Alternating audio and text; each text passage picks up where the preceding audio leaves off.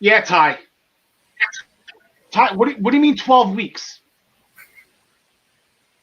You're at a proctology university? For what? So they were so surprised at what you put up there that they want to examine you for 12 weeks. No, I'm not repeating this out loud because we're live on air right now. All right, Kev. All right, pal. All right, I don't want to know. I don't want to know what's up there. Just keep it to yourself. All right, I gotta go. I'm on air.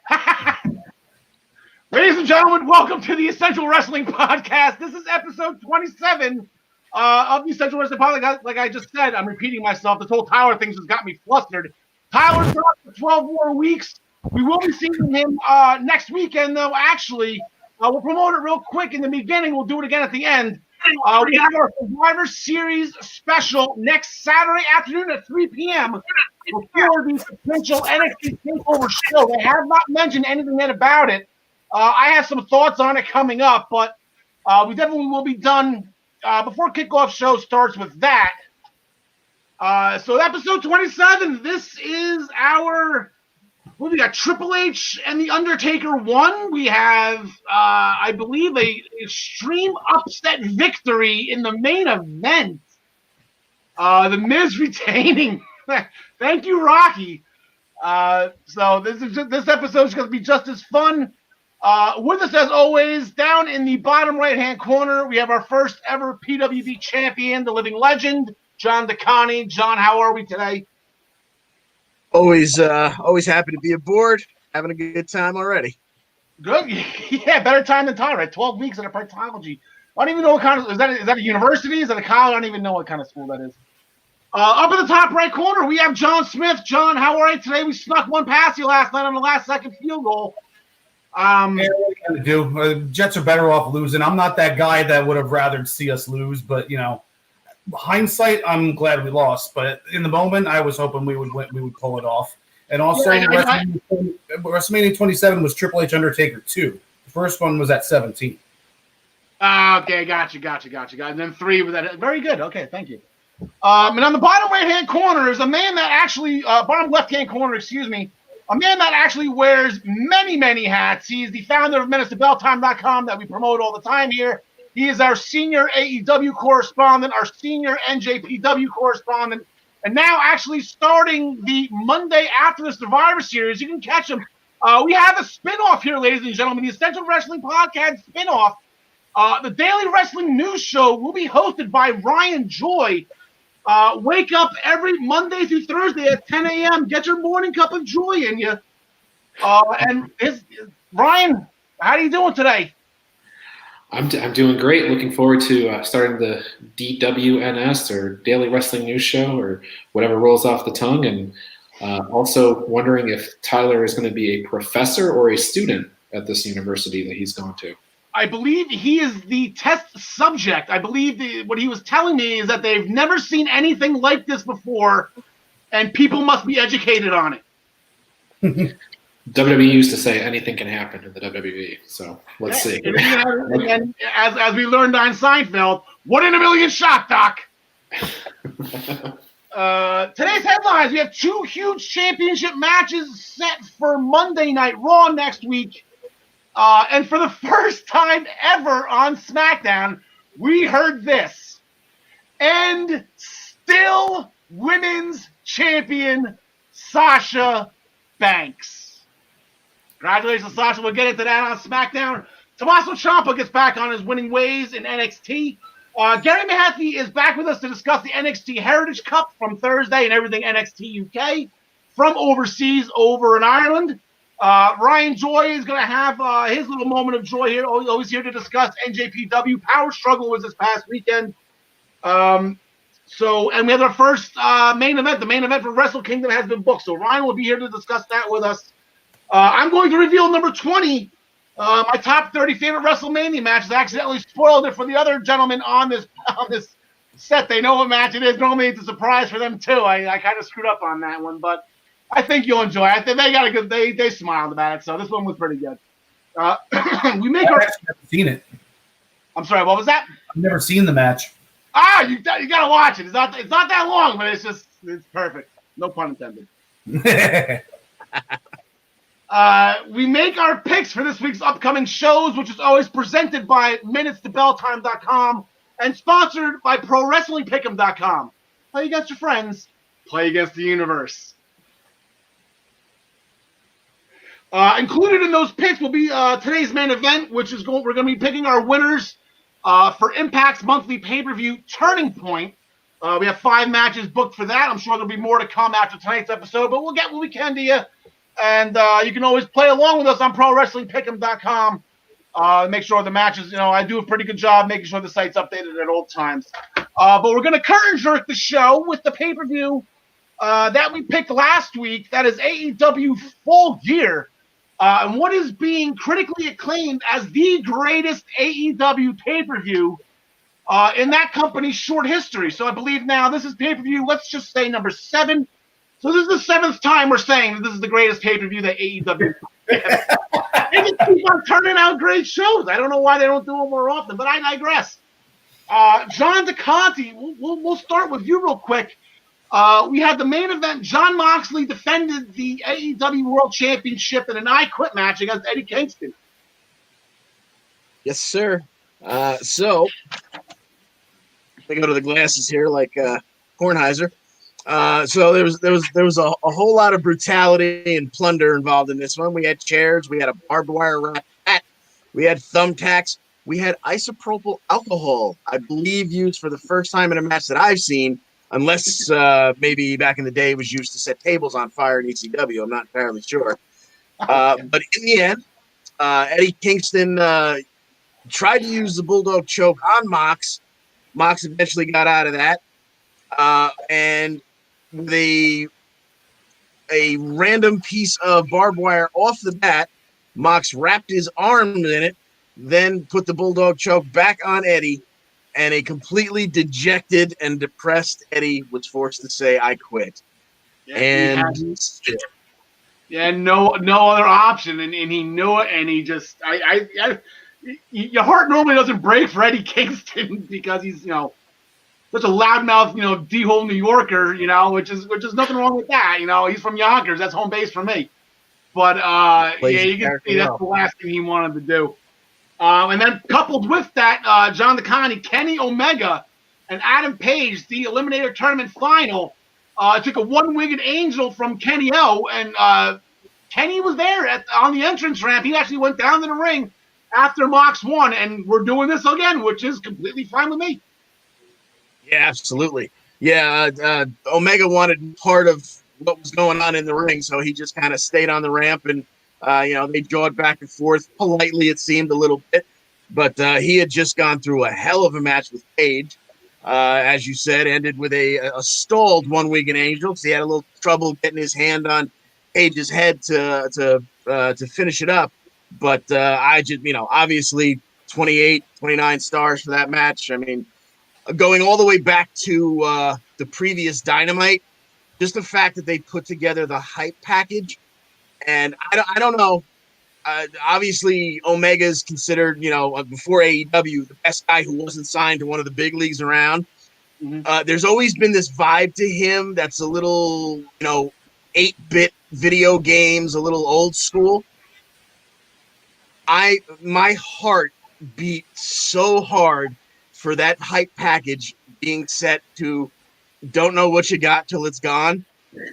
It just was so absolutely perfect, and then just a hell of a match followed, and I can't say enough good things about this whole night. Yeah, and it was a surprise, I think, to everybody. Don Callis out of left field, he made it abundantly clear. Like, I know there's a great line in wrestling, but Impact, I run Impact, so I can be here. When he appeared on Dynamite and spoke with such bluster about Omega, I was like, oh man, are they overhyping Omega for the upset? Then when he showed up on the set and said, I was invited here by Kenny, I was like, okay, good, my pick is safe. He didn't have a guy from another company come sit in on commentary if he's going to lose. Yeah, so that was fun. Like I said, we got John Moxley, we got Kenny Omega. They fought maybe a little over a year ago. I want to say it was Moxley's first feud. He came in and jumped Kenny O right off the bat. It was at Full Gear, 2019. Yeah. Okay, perfect. There we go. A year ago. This month then, right? Mm-hmm. So going forward in the AEW Tag Team Championship match, the Young Bucks, Ryan. See, here's the thing. So real quick, we're gonna backtrack and we're gonna go WWE for a second to the greatest wrestling match of all time between Edge and Randy Orton, and they paid homage to a lot of people in that match by using their finishers, aka pedigrees. There was a bookend or rock bottom, whatever you want to call it. I call it a bookend, but and so forth. The FTR and the Bucks both shelled out a decent amount of old school finishers. I'm sure you have listed. I had them written down too. I have them in front of me as well. Yeah, I mean. But so is this the greatest tag team match of all time? Well, it's hard because you have to compare it to the Omega Page and Bucks match from Revolution.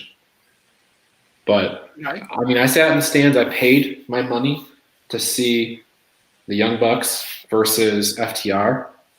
But I also saw the Steiner brothers. I also saw the Dudleys. I saw Gargano and Ciampa. I saw the Rock and Roll Express. I saw the Hart Foundation. Like you said, they paid homage to all of these teams that inspired them. And then I heard on a podcast, I think it was the AEW Unrestricted podcast a few weeks ago, Dash was talking about how, I say, no flips, just fists or whatever, no fist, whatever they're saying is. Yeah. But I can do all the flips. I just don't do it because, gimmick and all that.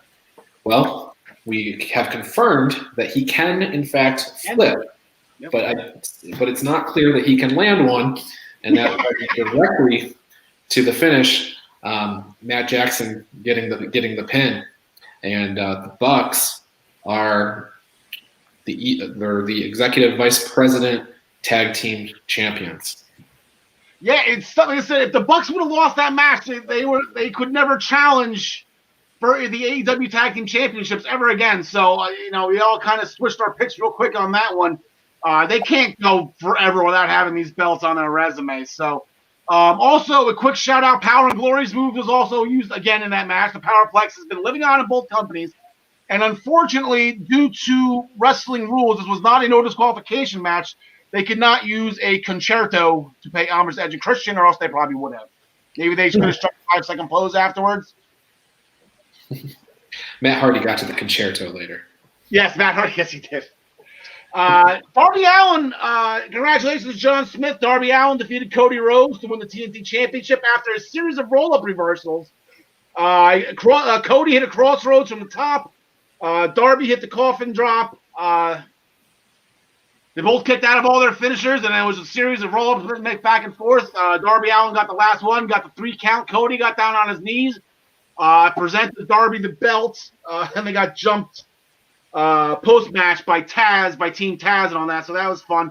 Fun part of the match, though, again, out in left field, by Kyoto, got the referee. That match, it seems like he's been the hot free agent referee. He shows up with all these AEW pay-per-views.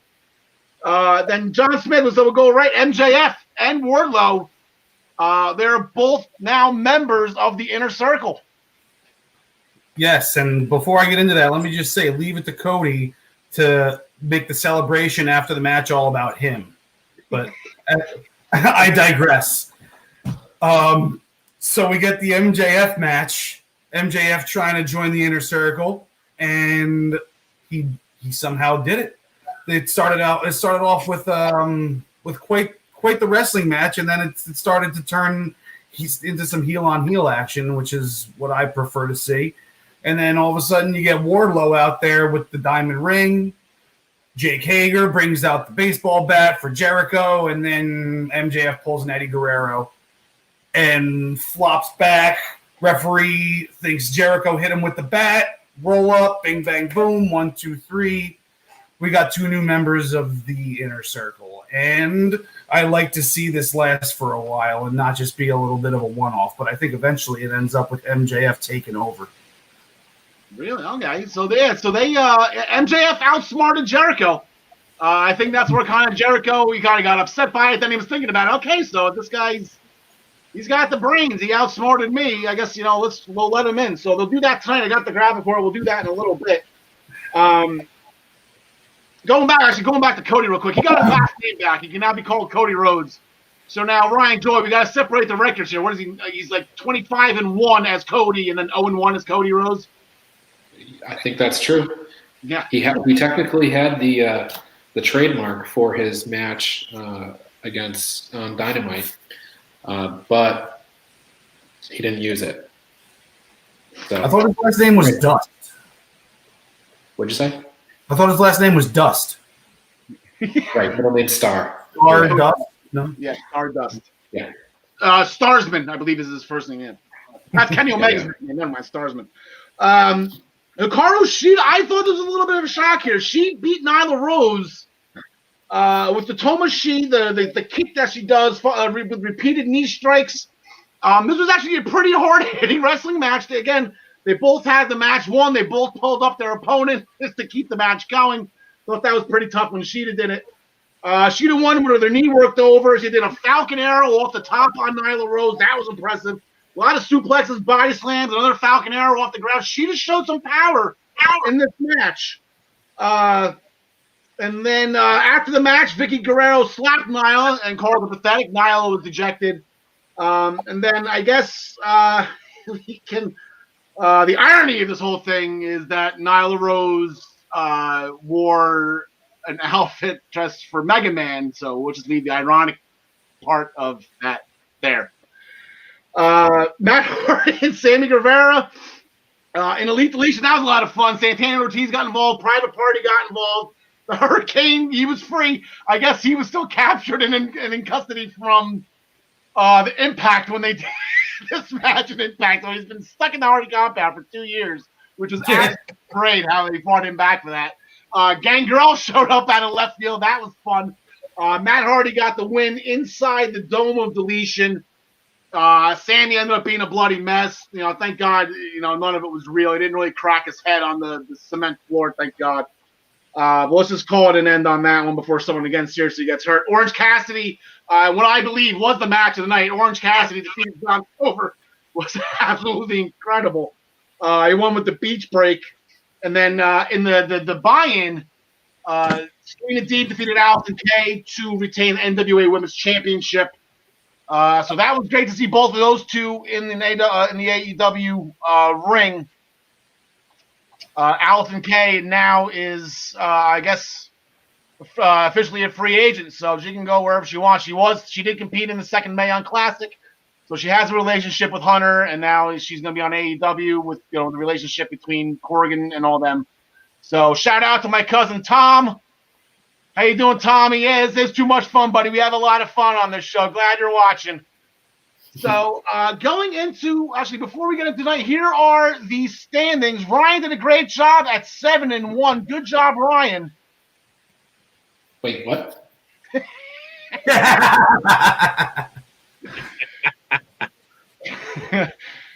Just kidding. Ryan nailed it all. Ryan went Henning. He went 8-0, got the 5-point bonus, nailed 23. He's catching up. Ryan missed a lot of shows in the beginning. So that's why he's a little bit down on the bottom. Plus, he went against the grain on the last show. So here are our standings for AEW specifics. And then, like I said, Ryan nailed the Henning. He evened up with everybody. Now everybody's tied at 2 on the Henning scoreboard. How the hell do I end up at the bottom of that list? Everyone's tied, so it's alphabetically. It's alphabetically. I'm kidding. There we go. You should be on top of it. You have people like me and John DeConnie who won the Wednesday. They got the pay-per-views on the Wednesday nights. They weren't actually pay-per-views. Anyway. And I'm also the first ever perfect pay-per-view in PWP history. Very good. Yes, you are. Yes, you was. So going into tonight, there we go. Going into tomorrow night, Light the Fuse, Bring the Boom Dynamite. As we mentioned, MJF and Wardlow, they will be inducted into The Inner Circle. That's what I thought it was going to say. All right, no tricks here. So that will be going on. Plus, we have a couple matches. Last night, they said or Saturday night, Dustin Rhodes and QT, they had some choice words for the Butcher and the Blade, and specifically the Bunny. The Bunny was using them for the fame and the riches, or I guess I'm not exactly sure how the story goes, but the Bunny's actually married to the Blade, so I don't know how QT and Dustin let that one, fall on deaf ears. But I digress. They're going to go for a bunkhouse brawl match. Ryan Joy is our senior AEW correspondent. Who do you got? I'm going to say Dustin and QT because they've only ever lost to champions. Oh, wow. There we go. John DeConnie. Yeah, I'm going to go with the Natural Nightmares as well. If you call for the gimmick match, you best win it. That's a good philosophy on that. John Smith. What's a bunkhouse brawl? John DeConnie. I'm not the one who called. It's like a DQ match in some hay. Yeah, they're gonna roll around in a bunkhouse. I don't know. Whoever finds the needle in the haystack wins. Is that how it goes? No, And the needle's gonna be a needle's gonna be on the pole the entire time. They're not gonna say it. I'll go with the Butcher and the Blade. Yeah, I'm gonna go with the Butcher and the Blade. Bunny interference. I mean, like, I guess let's just do bunny interference here. Why not? We have a match in the women's division. We have Ty Conti going against Red Velvet. I do believe they will each have people in their corner. I know Ty Conti will have Anna Jay of the Dark Order in her corner. Red Velvet, I am blanking on right now. Ryan, who do we got? Who's in her corner? Road will be in the corner. Who is? And I'll pick. I'm gonna pick Tay Conte. I'm always gonna go with Ty Conti, 100%. John DeConnie. Absolutely. She's got the great one in her corner. I'm going with Ty Conti. There you go, John Smith. Same. Conti. I was trying to slow down. He's not coming back. He's not gonna know what we're talking about. My son just walked in the house, so apparently his football practice didn't even happen. So he just walked home. So. Oh, glad he's safe. Glad he's got the night off. There you go. Make sure he watches Impact tonight with you. Yeah. They own the night. Going forward, we have Matt Seidel and Brian Cage. I don't know. I think these guys had a match earlier or something. Seidel fought somebody, I believe, recently. Ryan, right? Somebody on AEW. Kingston. Kingston, yeah. Yeah. All right, he's got Brian Cage. This is a tall order, not a dark order, but a tall order. John DeConnie, who do you got? Well, do we know if the FTW title is on the line here? Because that makes a big difference. It's not. Just kidding. All right, John Smith, who do you got? I got Cage. Yeah, I'm going to go Cage as well. Ryan, you going to make this unanimous? I can't think of a scenario where Seidel wins. I don't either. Is he even under contract yet? I know he's fighting a lot for AEW, which is great. I like Mike Seidel.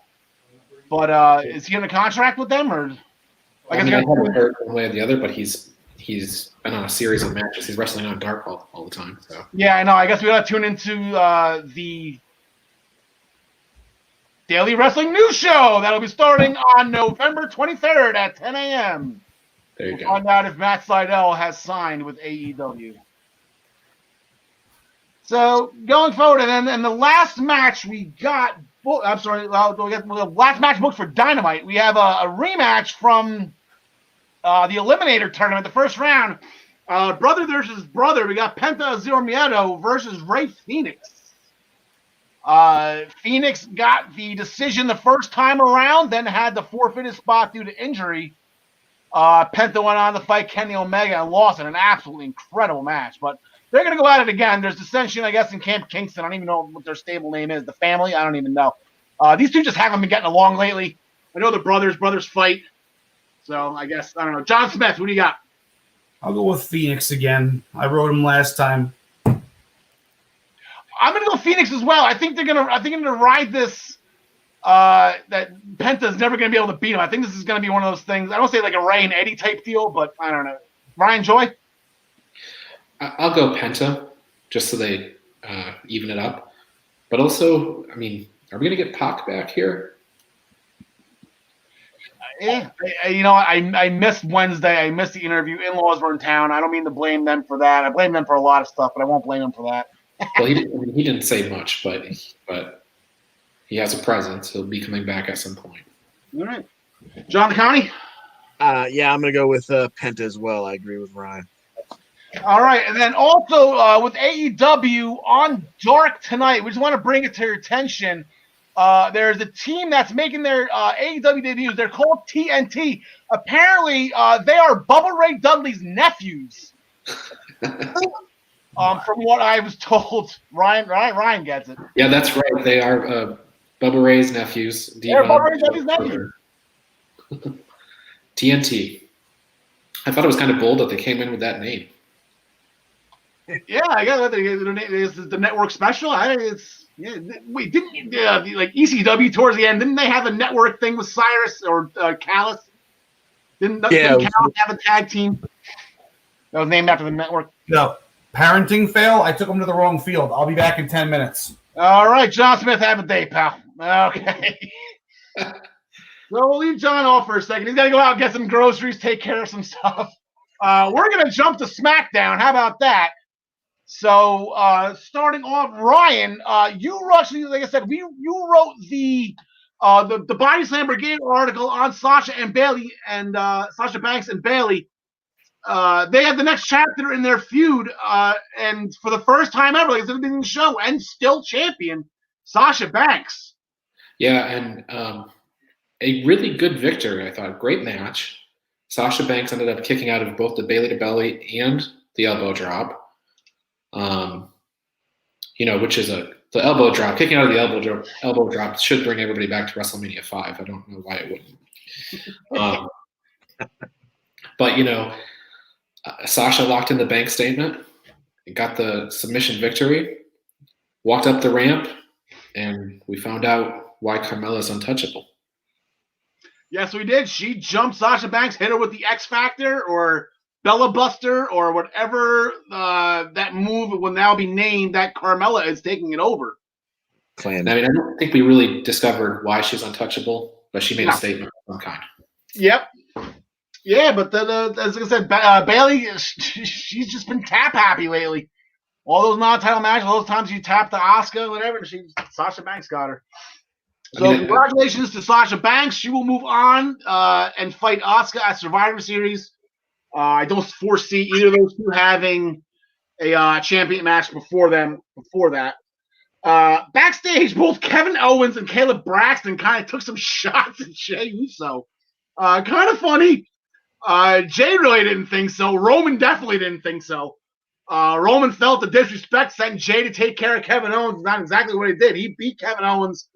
Roman's music hit, and then right when Roman's music hit, Jey Uso headbutted Kevin and Jimmy's right square in the nuts, followed by an Uso splash, and then you have a happy tribal chief at the end.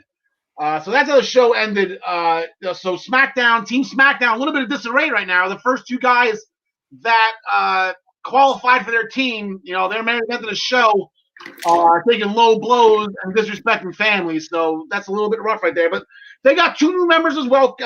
Baron Corbin defeated Rey Mysterio.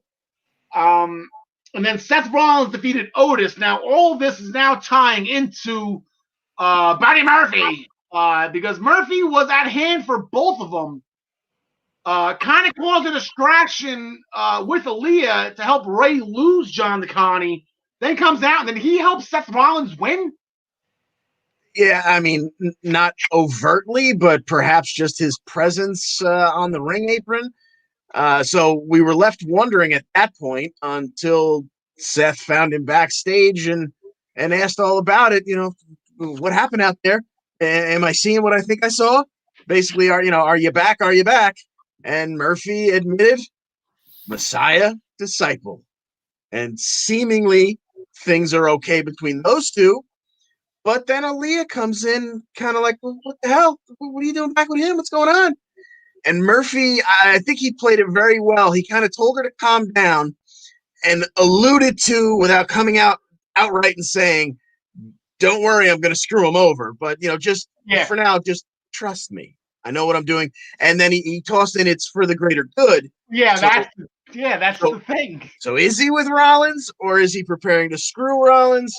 It's still up in the air, but for the first time, this little group dynamic is interesting to me. Yeah, Jake Roberts used to say, "Trust me." Yeah, Jake Roberts said, "Trust me a lot." Yeah. Yeah. So, as always with the Mysterios, as the world turns, to be continued as they keep going. How long is it?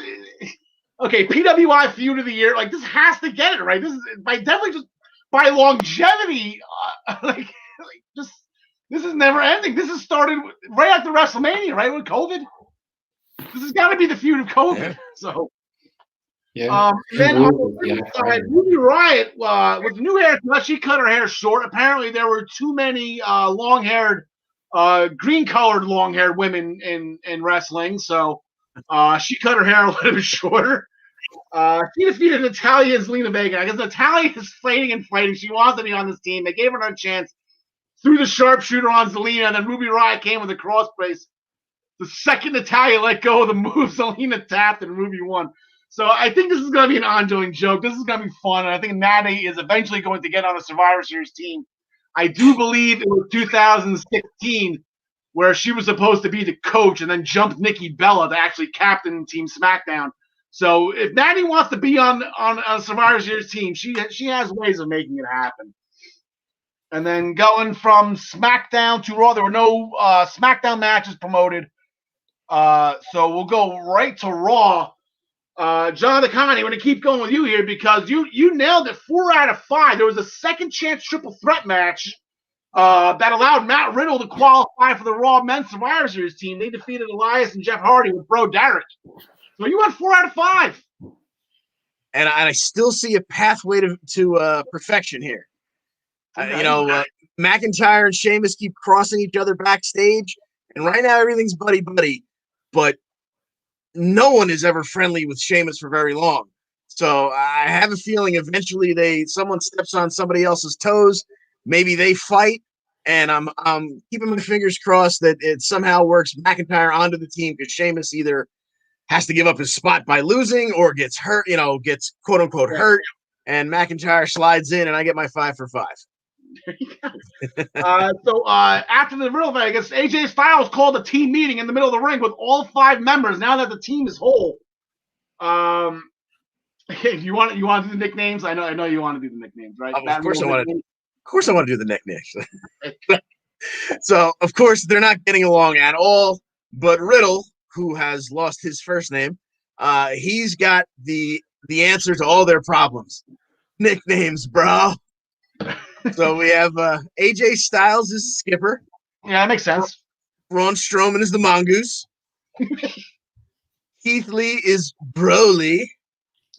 Sheamus is Fireface. And Riddle named himself Dopey. That makes sense. I thought for sure Sheamus was going to say, "What's your code name, Matt?" Yeah. So after all this, AJ Styles went to Postman Pierce, and he booked a match. I figured, they described it the way they wanted to describe it. To me, I would have just booked it as let's go in-team scrimmage with practice. All right, 2-on-2s. They got Riddle and Keith Lee, and then they got Strowman and Sheamus. They went at it, and Strowman and Sheamus got upset over tagging each other out without the other person's permission. Sheamus ended up kicking him. Riddle rolled up Sheamus, and that's how the match ended. So Riddle went 2-0 last night. Up 2 wins for Riddle, Brian. So Team Raw is now complete, along with the men's. This is what we have right now, Survivor Series men's. Here we go. AJ Styles, Keith Lee, Sheamus, or maybe I should have put the nicknames up there. Then you got Kevin Owens, Jey Uso, Corbin, and Rollins, and they still have 1 spot left to be determined. Get the feeling it could be Lars Sullivan. Yeah, that makes sense.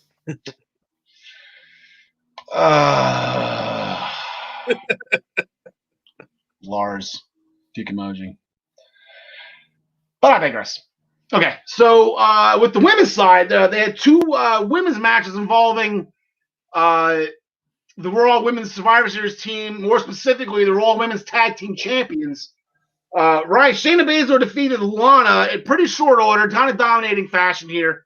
Then Asuka defeated Nia Jax via disqualification, and then everything just broke down. Yeah, I'm looking here. Look at the time. Shayna Baszler defeats Lana 1 minute 51 seconds. I mean, this was not a situation where I had picked Lana to win the match, but yeah, that was pretty convincing. And then later in the night, Nia Jax had her match with Asuka, which is a WrestleMania match.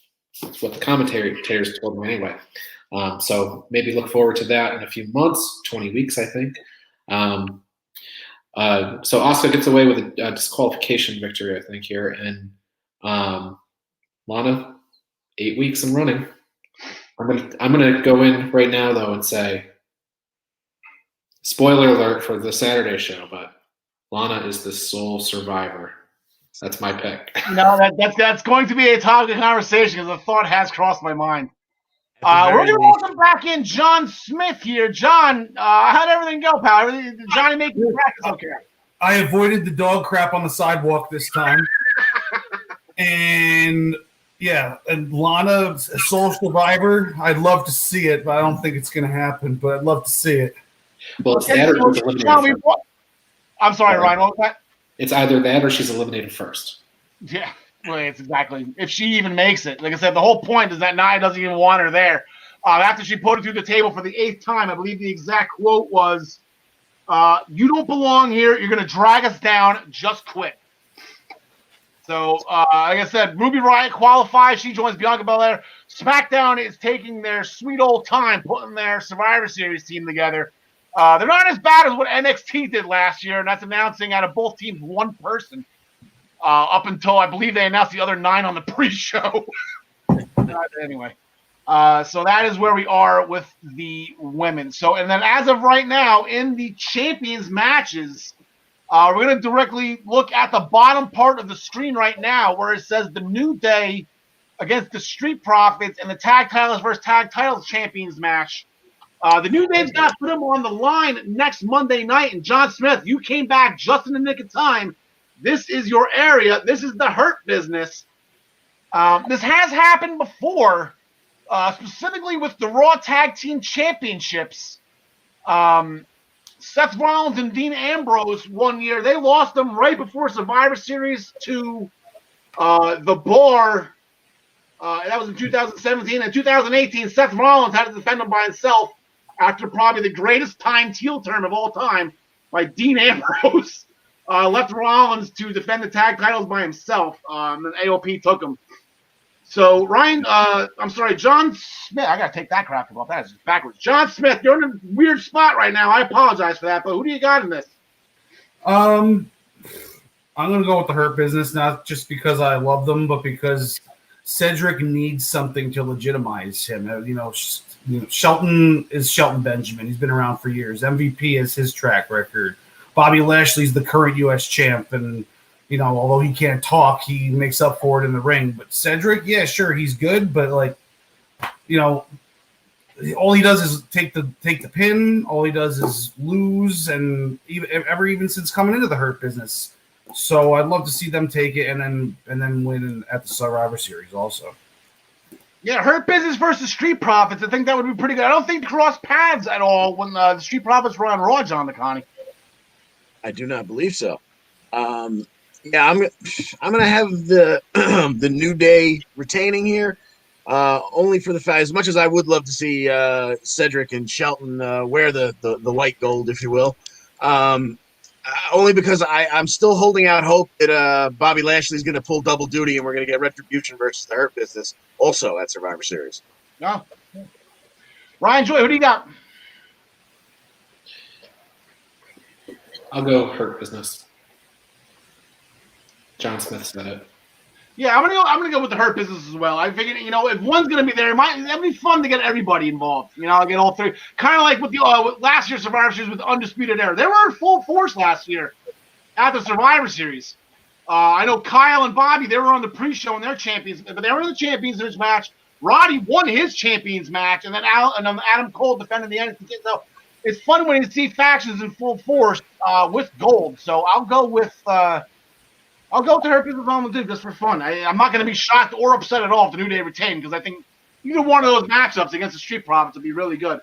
Al, I want to dig into what you just said there because I think you're saying just by following your logic through, are you predicting MVP is going to be the WWE champion? No, he's just going to be at ringside for both. Okay. That's all. He's going to be at ringside. Be the 24/7 champion. You be the 24/7 champion. And then actually before that, with the Hurt Business, Bobby Lashley had an impromptu United States Championship match. He beat Titus O'Neil in quick fashion.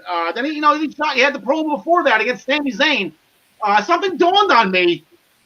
Something's missing with this. Do you think we didn't hear from Sami this past Friday? Maybe next Friday. Do you think Sami calls up Lashley's sisters again? Do you think Lashley's sisters will be involved in this? I believe their names were Kathy, Jessica, and Francis. I watched it today just to make sure it was Sami who did it, and boy, was it. That's right. I forgot this already happened once 2 years ago at Money in the Bank 2018. Sami Zayn and Bobby Lashley. Enough with the family stuff.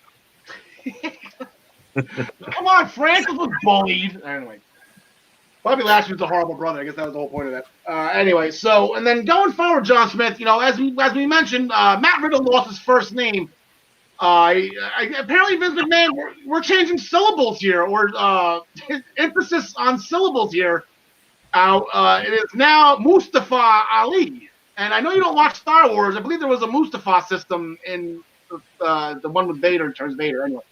Mustafa. Yeah, there it is. Thank you. That's all I've been thinking about, Star Wars. But anyway, yeah, so Mustafa Ali and Ricky, hell of a match, by the way, between those. Yeah, awesome match. Cool little, cool submission move that he put on him at the end. I don't even know what it's called in real life or what he calls it, but, I know that I couldn't do it. But, he cut a nice little promo beforehand or, earlier in the show. And, I don't know why he's insisting on the Mustafa instead of Mustafa. It's like we speak English. That's how we pronounce it. We've always been pronouncing it that way. But, I guess he's got to have some sort of, thing about him. Like, oh, you don't even say my name right, Yeah. So he's got to tell the ring announcer, because the ring announcer, what's his name, Mike Rome, you got to tell the ring announcer that it's Mustafa now. And Samoa Joe. Samoa Joe was still calling him Mustafa, but anyway. Then the 24/7 championship was all over the place. We had 4 people win the title. We've never won it before. So congratulations to Eric Tucker, Grand Metalik, and Lindsay Dorado. All brand new 24/7 champions that lasted pretty much less than 30 seconds. Tucker probably had it for a minute. Yeah, he had 2 reigns. What's that? He had 2 reigns. He did have 2 reigns, exactly. He had to roll. That was pretty funny. R-Truth ended up winning it in the end. He got the AA on, I believe it was Lindsay Dorado, the tribute to his childhood hero, John Cena. Amazing. Yeah. 44. Yeah, he's up to 44. He's doubled Raven. Oh, Raven was 26, 23. He's about to double Raven, which is pretty crazy. Alexa Bliss, Nikki Cross, bottom line, Alexa Bliss, he means me or him, and she chose him, so that's going to start up soon. In the beginning of the show on Miz TV, it sounded like the pressure was really getting to Randy Orton. He came out guns a-blazing. He was just fired up that it almost sounded he was more paranoid. Night goes on. He comes to find out that he actually has to defend the WWE Championship. So we have a WWE Championship match next Monday night. Drew McIntyre is getting his cracker. And just like I mentioned with the New Day, this happens all the time. But this has happened 2 years in a row that the WWE Championship changed hands right before the Survivor Series, literally the week before. The first time in 2017, it was the first time they were doing a champions versus champions match. And I felt kind of bad for Jinder Mahal because he was the one that challenged Brock Lesnar when he was like, I want a champion versus champion match. He wanted to brand supremacy. My belt for, and then I'm losing it to AJ Styles 2 weeks before, so he didn't even get to the half the match that he started all this. So, and then the year after that, actually, what happened? What AJ did the Jinder Mahal happened to him. That was when Daniel Bryan low blow heel turn. Daniel Bryan became WWE champion, and then he went on to lose to Brock Lesnar. So it's happened twice before. John Smith doesn't happen. Why do we keep forced to have it? John Smith, is this going to happen again? No, because Jinder Mahal isn't champion, and because Brock Lesnar isn't the other champion. So, they can put something together. The Brock Lesnar, he would probably refuse to work with Jinder Mahal. That's probably why that happened. And the AJ thing is probably because it was AJ the previous year, so they didn't want to do it 2 years in a row. Yeah. So there's really no reason for them to do it this time. Randy Orton has had the belt for not long enough for this to go back to him. So, yeah. All right, Ryan Joy. Well, I think this was been intricately set up here because I don't think they want Roman to face either Drew or Randy. I'm picking the Miz in this match. Wow, John DeConnie. Wow. I was going to say Randy. I'm going to say Randy retains, but I have to admit I did not even think of what Ryan just laid out there. Now, Miz is in the back. Miz is always going to be in the back of my mind with that briefcase. I don't see it now. I don't know when I see it with him, actually. Somebody actually came up with a really interesting idea. Somebody was booking some kind of fantasy WrestleMania card, and he had Miz versus Morrison for the Money in the Bank briefcase in a ladder match. Like, they put it back on the ladder with just those two guys. So I thought that would be pretty cool.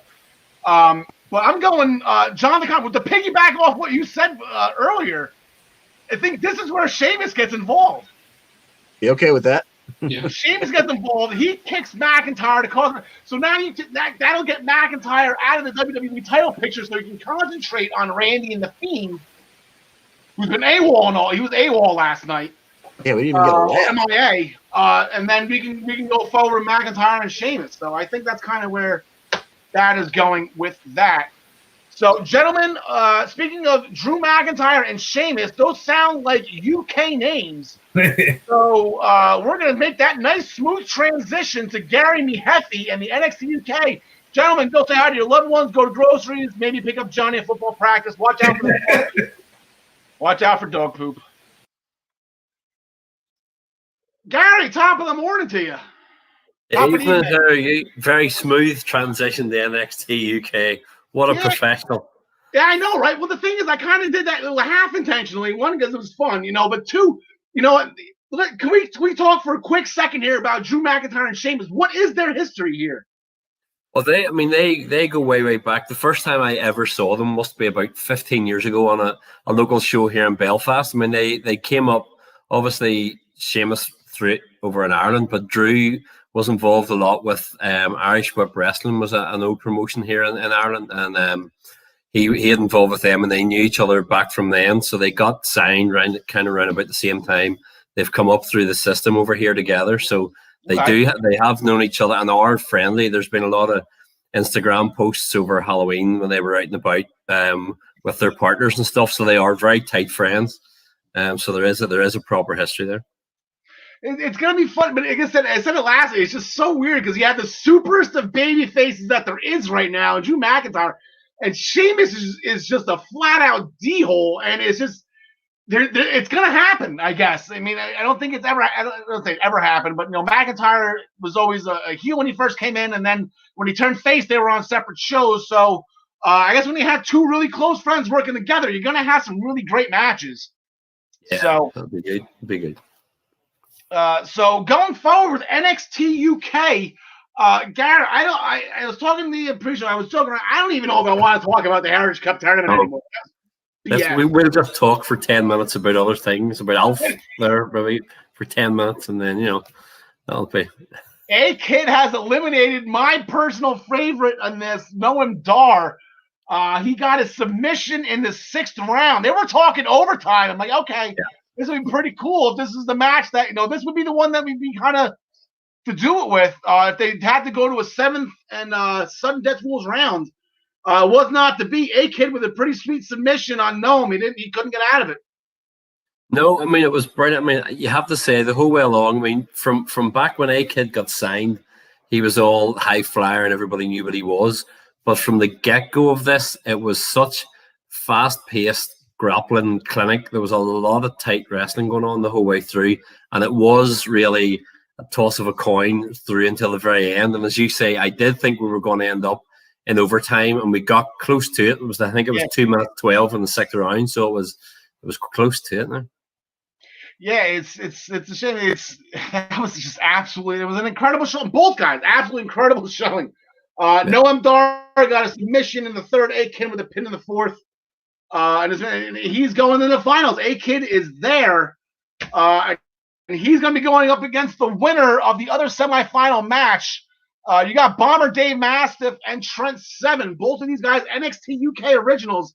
They were both in that original championship tournament that Tyler Bate won all those years ago. That was like, 3-4 years ago already? Yeah.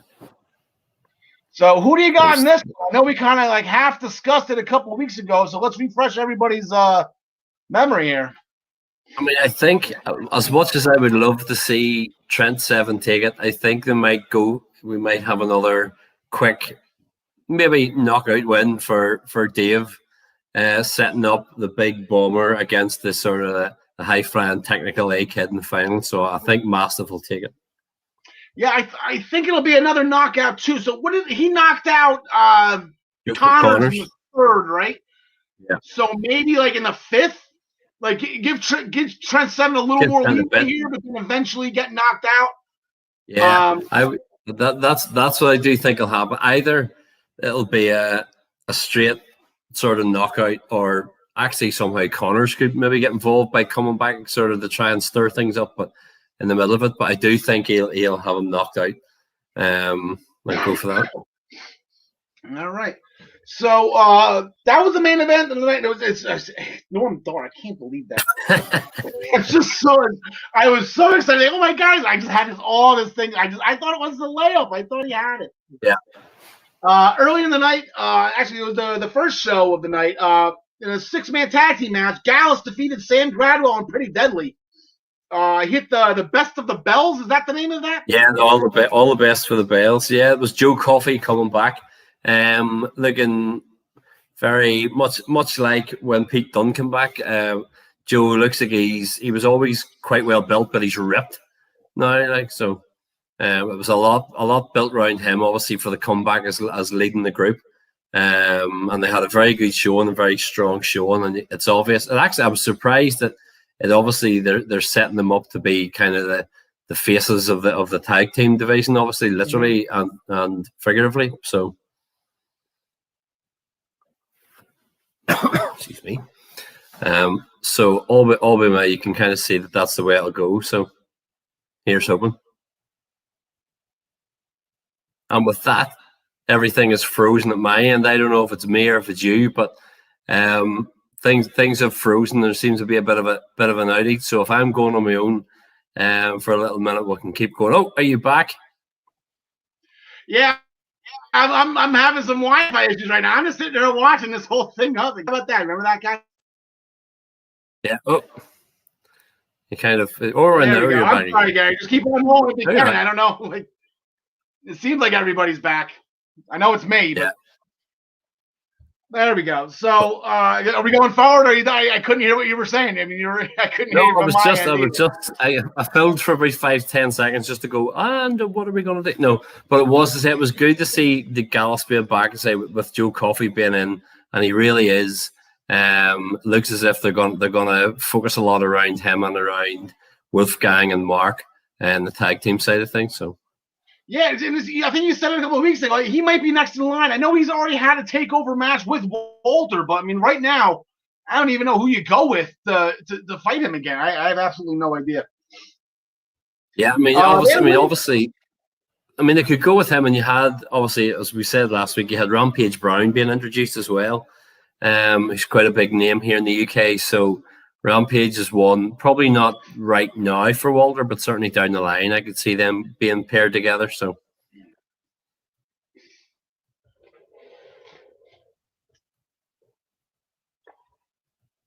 it'd be interesting to see, but I think that's how we'll go. So, all right. So there was a women's division match. Also, I didn't hear a thing. I blacked out again, so I had no idea. I hope you kept the conversation going without me. But there was a women's division match on that card as well. Ginny defeated Aaliyah James with the rolling Liger kick.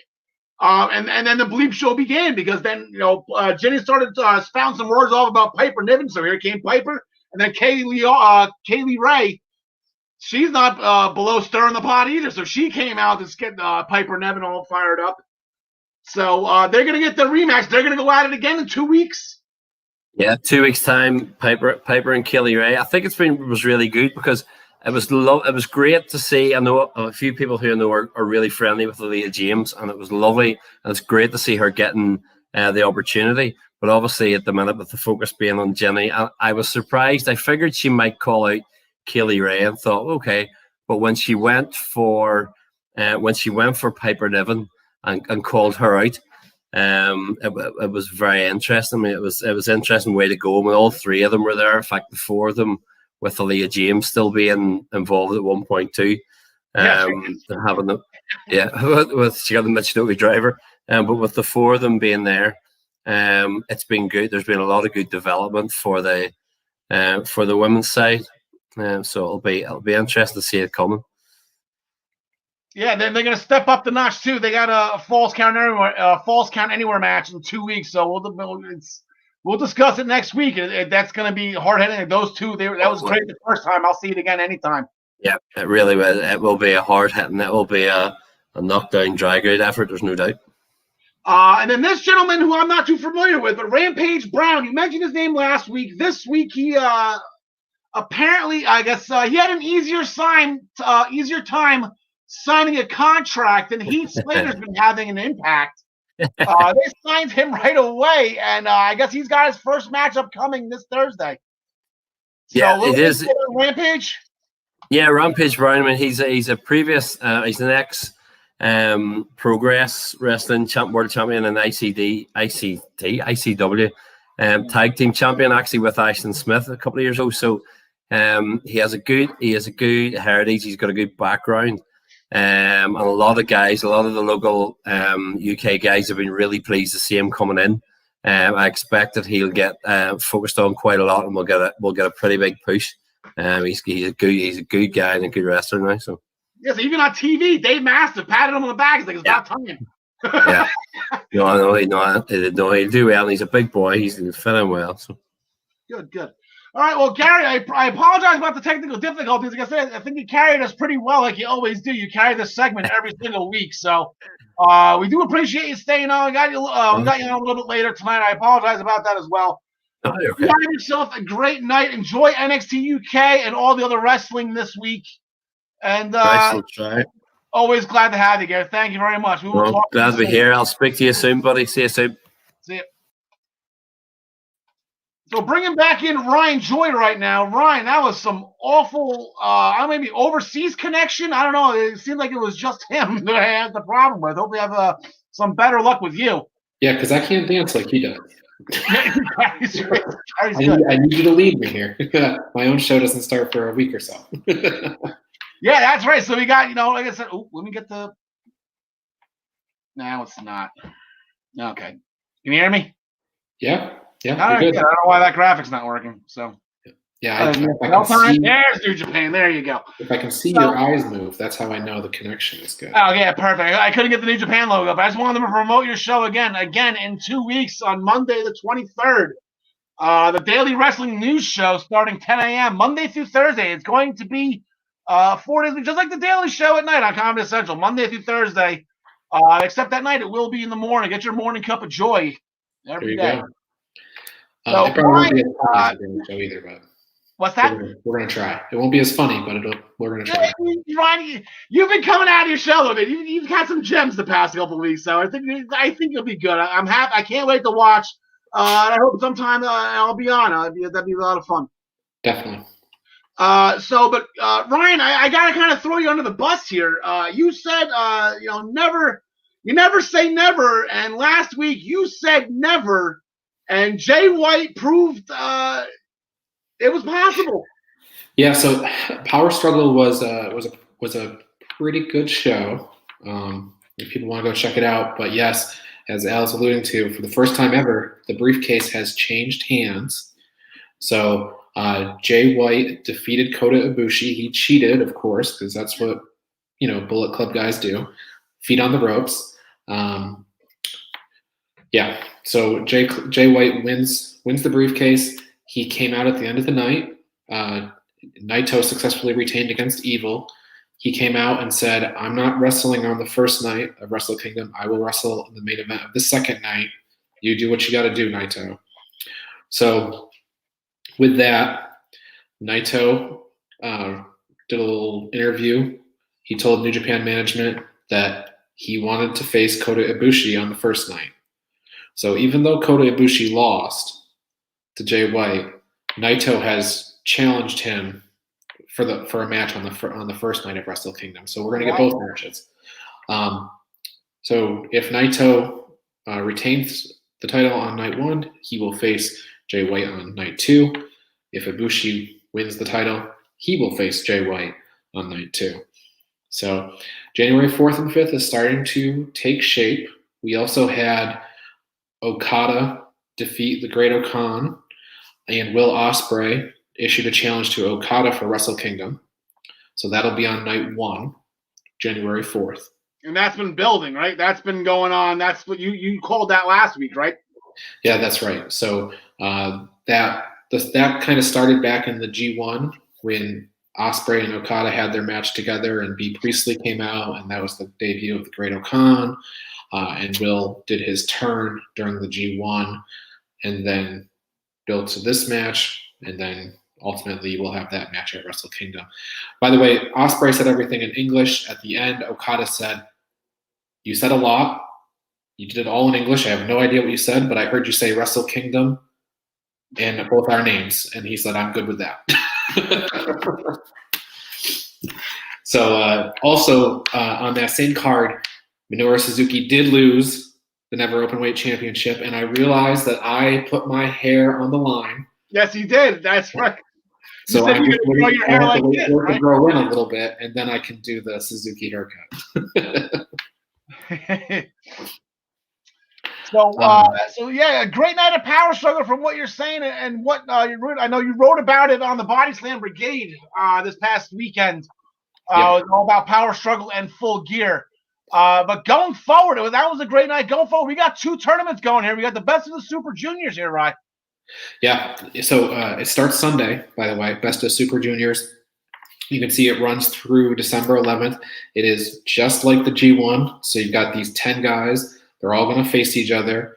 And then on the last night, the 2 highest point earners will compete to win the tournament. It should note that Taiji Ishimori is the IWGP Junior Heavyweight Champion. Hiromu Takahashi, he's on the top row there. He is the former champion.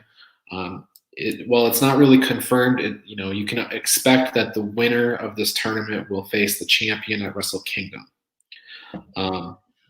Another couple of things on this. Robbie Eagles, for all intents and purposes, is making his return to New Japan in this tournament.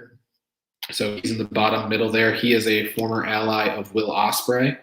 So whether or not he decides to continue his alliance with Chaos or join up with Will, we'll see. Time will tell on that. All right. Any early predictions here? I mean, everyone's at zeros right now. I know we did this for the G1, so we'll do it for here, and we'll do it for this the tag league, the World Tag League. That's gonna be. Yeah, I mean, I'm going to say that it's probably going to be Hiromu Takahashi, because he is far and away one of probably the top guy. He needs to be on the Wrestle Kingdom card, so I think this will set up Hiromu and Ishimori for the belt at Wrestle Kingdom. That would be absolutely incredible, and I wouldn't argue that. And so I don't like to bet against the LIJ, so he would be. I got 2 picks. He's one of them. What about Show? It seems like he's just been. Every time we talk this or bring up his name, he's doing something spectacular, and he's flying solo right now. His partner's injured, and he's shining. Like, they both got ripped. Like he's put on some muscle, and he looks good. And he should be pretty well rested. We haven't seen him in quite a while, not since he relinquished the tag titles, the junior heavyweight tag titles, over the summer. So he's well rested. It's going to be a good tournament for him. I would expect that Show if he's not in the finals, he's going to be one of the finalists. Yeah. And he's probably going to be one of those MVP of the tournament candidates. Yeah, good for him. And then we also got the World Tag League starting this weekend too.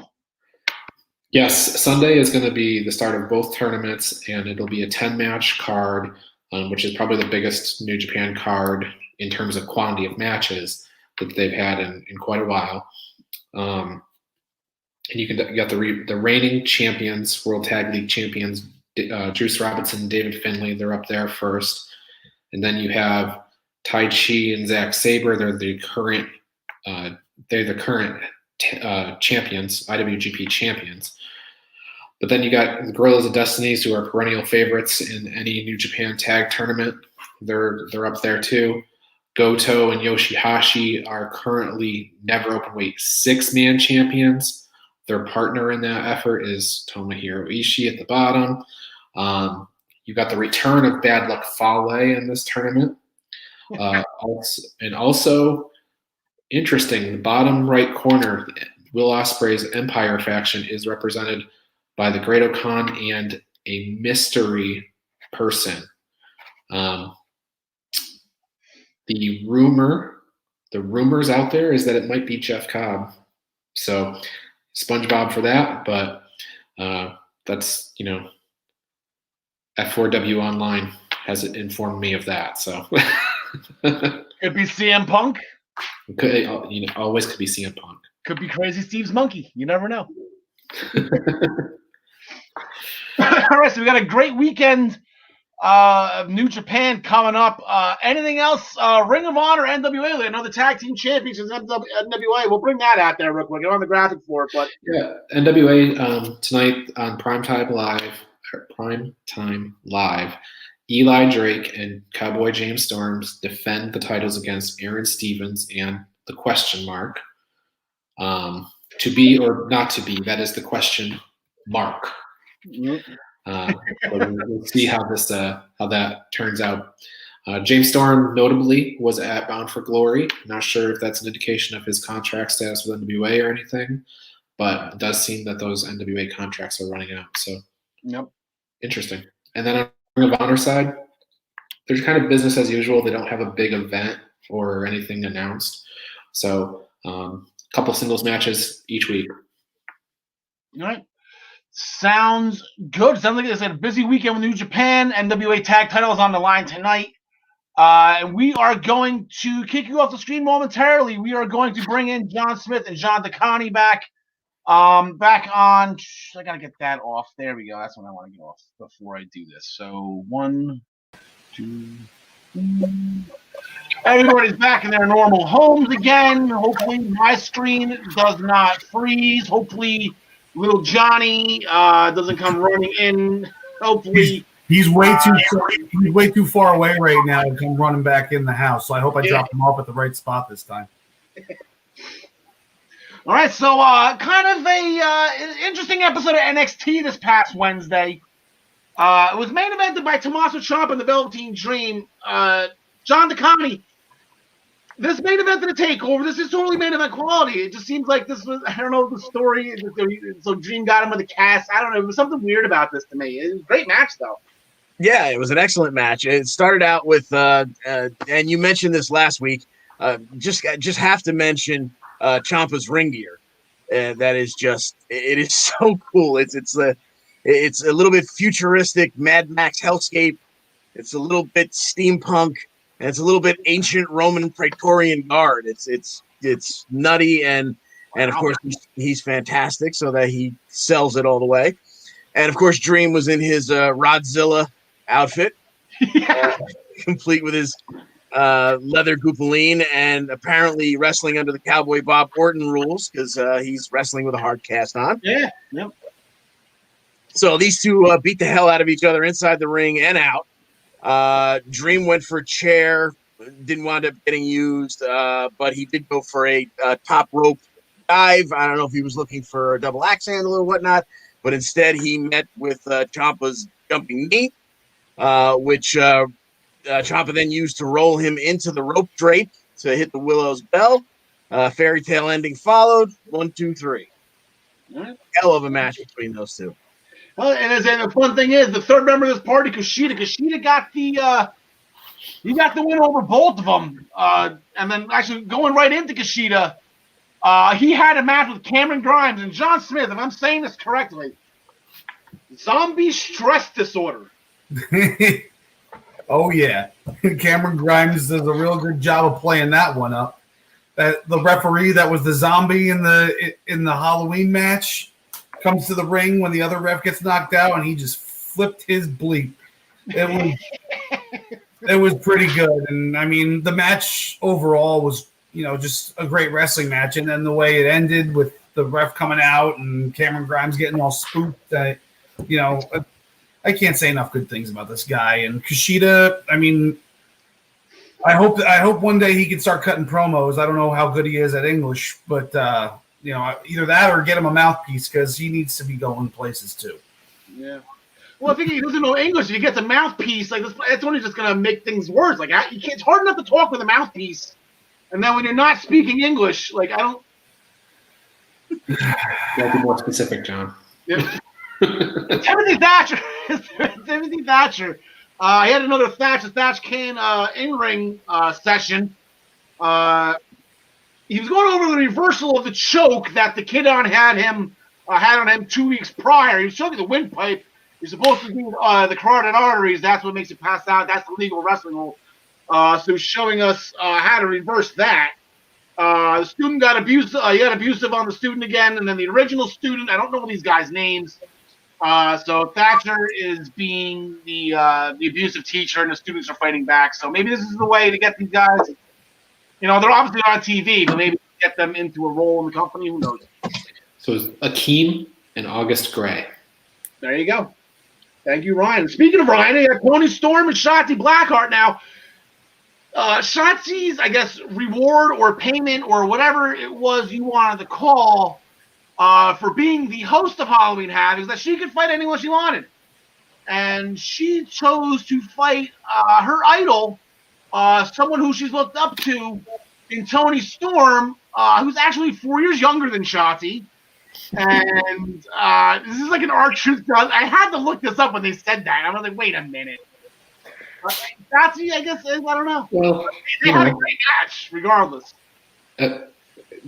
Bad choice. I mean, I love Tony Storm, but, Shotzi could have picked an easier road for herself. I think Casey Catanzaro was available. Oh, you don't go to Jersey. No, Casey would have smoked her. August Gray was probably available. There you go. Thank you. But noticeably, she did not pick Candice LeRae, and I think Candice was upset about this. Fortunately for Shotzi, Candice identified the location of her missing tank. Unfortunately for her, she couldn't stop the oncoming traffic. In fact, she got in the vehicle and actually ran over Shotzi's tank. All of this, Shotzi lost the match to Tony Storm. Then Shotzi absolutely lost it. I've never seen anybody so upset over losing a title, losing a tank, losing a friend. That's what you look like? No, but here's the thing. The funny thing is, because when I was trying to call a BS on this whole age thing, where Shotzi's looking up to Tony, but Tony's like 4 years younger, I saw the significance of the tank on her Wikipedia page. I mean, she got it from some kind of band called Awful, and it's spelled AWEFUL. It's like Shotzi's favorite band, and they specifically made this tank for her for her independent run or whatever. That was the other part of her independent run. We all know what the first part was with the pictures and stuff. But they, those crappy pictures that she was doing. They, Oops, McGee. Yeah, this tank meant this was legit. And it was actually kind of funny how I found this. Like, that's why she's. Oh, the tank's dead. Like oh my god, she's gonna freak. So, needless to say, Shotzi didn't get the W, and she lost her tank, and she's very upset about it. Candice LeRae and Shotzi down the road. Yeah, a little bit of a not a very face thing to do by Tony Storm to roll up an opponent who's suffering the other tank was kicked out. I'm like, wow, Tony, that was a little rough. She consoled her I afterwards. guess Shotzi was blaming Tony originally for taking the tank, but that was a little rough. And then under the women's division match, Dakota Kai defeated Ember Moon after quote-unquote timely intervention, thank you, Wade Barrett, by Raquel Gonzalez. A little distraction, and then she did like a draping go to sleep with a Riot kick to put down Ember Moon. So great job by Dakota Kai. Nice win, big win right there. That was absolutely huge. Going into tonight, they actually staying with the women's division. Xia Li got another letter. We're hearing that this is not business. This is her family. This is a personal matter. And I guess this letter saying that Raquel Gonzalez, when she came out the other week when Xia Li was fighting Casey Catanzaro in a losing effort, because that's what Jersey girls do. They make losers out of people. We'll discuss that later with the Knockouts title. But anyway, I digress. Where were we? Raquel Gonzalez. Yeah, Raquel Gonzalez disrespected Xia Li and her family, so Xia Li's got to go take out Raquel Gonzalez. Easier said than done, John Smith. Much easier said than done. And in most other situations, I would say that Xia Li would take this, but given the current angle, I got to go with Gonzalez. Yeah, I'm going to go with Raquel Gonzalez as well. This is a tall order, and I have an idea, which I will get to shortly. John DeConnie? Yeah, I agree. Looks like Xia is going to continue to upset her family and continue on her losing streak. All right, Ryan Joy? Yeah. Xia should master Casey first. Sorry to bring her name up again. No, it's we'll bring this up now. Actually, I have the graph. Okay, they have not mentioned War Games yet, and this is getting very upsetting to me because now we're less than 2 weeks away. You have it on the men's side real easy. You have the Undisputed Era, and you have the Kings of NXT. We'll get to them in a second. You can do Team Shotzi and Team Candice, and here they are right here. You can put Toni Storm, you can put Ember Moon in there, and then Xia Li with this, because they have the feuds are over there, and we're going to make a dumb assumption that the stream one with Candice is Indy Hartwell. That's a dumb assumption, but probably a correct one. Then you put Kai and Raquel Gonzalez as well, because they have the feud with Ember, and now Xia Li with that match going for. This couldn't be set up any more perfect. John Smith, as our senior NXT correspondent, do you approve of this? I definitely approve of this. I can't see it going any other way if they do a women's match. Hey, do. Hey. Shotzi. Yep. And then, actually, the thing is, this takes, which is on purpose, and I've already been discussing Rhea Ripley and Io Shirai. So, like, those two are not even in that match, and it still works out perfectly. So, hopefully that will... we can start doing this starting tomorrow night. Like I'm sitting here waiting for Regal. What Regal does every year. That just excites me. I love it. Speaking of wheels. Okay, sorry. Now I'm sorry. I had such a smooth transition before. I thought somebody said wheel. Anyway, Johnny Gargano apparently loves wheels. Apparently, the rumor going around. See, there we go. The rumor was going around that Johnny Gargano did not like wheels. Turns out that Johnny loves wheels. He was actually doing very good in the game of life against his stream person, which I think a dumb assumption again is Austin Theory, but that one I don't think is as obvious as Indy Hartwell. But Theory said that he wants to put the title on the line, doesn't care who's against. I guess he's got an opponent picked. I forget how the situation came out, but it was also proven out. We talked about this in pre-production. He's like the Sasha Banks of NXT, apparently, John Smith. He's never defended a title. I guess we talked about it, and maybe it's true. I never knew that, but if they're going to say that on the TV, then it has to be true. Yeah, kind of. Yeah. Well, that would be. Yeah, that would be. So who do you got? I guess who do you think the mystery part is? I don't remember. I think this is this. And is this an open challenge, I guess, or does Johnny have somebody handpicked? I cannot remember. Open challenge, maybe it's Dexter. That's exactly where I was going with it. I think it's handpicked. We didn't see him last week, so he's got to do something this week. Ryan Joy, you chimed in. What was that? I think it's a handpicked opponent. Is it? I kind of think so, too. Okay.